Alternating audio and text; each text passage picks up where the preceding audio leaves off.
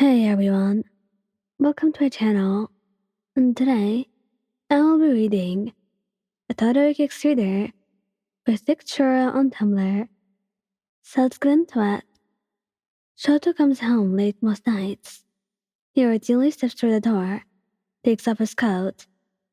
He grabs the dinner you have left to keep warm, wolfing it down as he drags himself to the bathroom. He slides out of his hero suit, washing his face and brushing his teeth as he goes.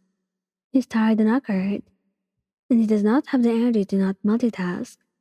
He then slips into her bedroom and turns off the closet light, which is always left on with the door cracked. Once he's done that, he squeezes in the bed beside you. He never thinks about it much. On nights when the closet door is not cracked, you usually fall asleep on the couch with the TV on, or you're too exhausted to care. But tonight was different. When Shoto steps through the door, after dealing with a particularly annoying villain who caused a citywide power outage, dinner was nowhere to be found, and he decides to just go ahead and change out of his hero costume. Shoto drags himself into the bathroom, fumbling with the back pocket to grab his phone and switch on the flashlight. He cleans his face and brushes his teeth, changing into a pair of sweats and some socks. Then, he trudged into a shared bedroom, ready to pass out, and he gets into bed. And after a few minutes, he's feeling chilly and thinks that you might be as well. He reaches out for your body so he could warm you up as well, but then finds out that you weren't there. Huh? He rolls out of bed, searching the sheets for you, and lands on the floor with a soft huff. Ryan? He goes into the darkness.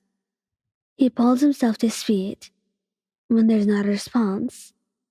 Ryan, he calls out, chanting your name as he pads across the house, looking for you. Obviously, Todoroki checked the living room and the kitchen. He looks through the blankets in the laundry bin and underneath the couch. He knows you're not there, but he was sleepy and he was not thinking straight. Ryan, come here, baby. He calls out, and he even tries calling you like a cat, but he still gets no response. And finally, he gives up, too tired, and slinks back into the bed, opting to try texting you. He has already grabbed his phone and began typing when he heard noise from the closet. Ryan. He steps over to the closet, cracking the door and peering in. And what does he see? You. You're sitting cross-legged with a flashlight in hand, and you have got a blanket wrapped around you, and 5 other flashlights sitting on the floor in front of you. And he looked more panicked than he has ever seen in his entire life. He watches as your flashlight starts to flicker, and he rushes to grab another one, tossing the original to the side. What are you doing, love? And you nearly jump out of your skin when he says that, not noticing that he was already there. Oh, Shoto, how was work? He sighs and moves to sit next to you, wrapping himself in a blanket of his own and using his hand as a flashlight. It wasn't too bad, I guess. How about you? It was good. And there is a moment of silence before he decides to ask, Look, why are you in here? And you pull the blanket further around you and screw your eyes shut in embarrassment. Well, my phone died? What does that even mean? He asks, not understanding your explanation. It got dark, You elaborate, or at least try to.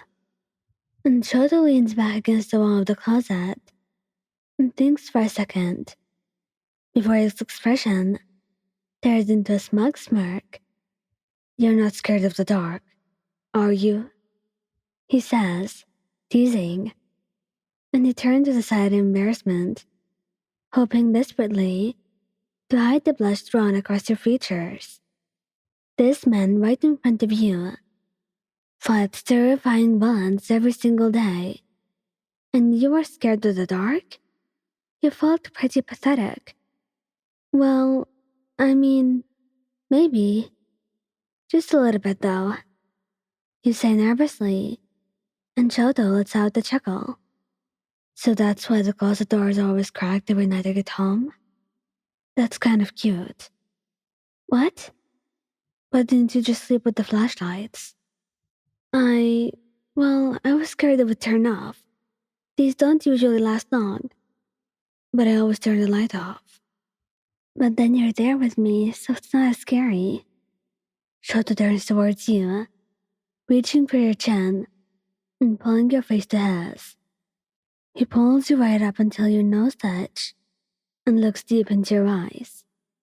Wow, he states, and you look at him a second more before the TV bursts into laughter. It's like 2 in the morning, and you're both sleep deprived. You really should go to bed. You're wiggling on the floor, and he's hunched against the wall, letting out a harsh chuckle, and you both sit there laughing for about 2 minutes. So, can we go to bed now? Yeah. He grabs you, carrying you bridal style to the bed, and he nearly falls more than once. And you're not gonna lie, you saw your life flash before your eyes several times in those 30 seconds. He half sits you down, half drops you into the bed, and crawls underneath the covers with you. Come here. He pulls you into his arms and places a feather light kiss on your forehead. Good night. Good night. I love you. I love you more, Shadow. Thank you guys for listening. Don't forget to like, subscribe, and comment. I hope you enjoyed listening to this as much as I did making it. Anyway, goodbye.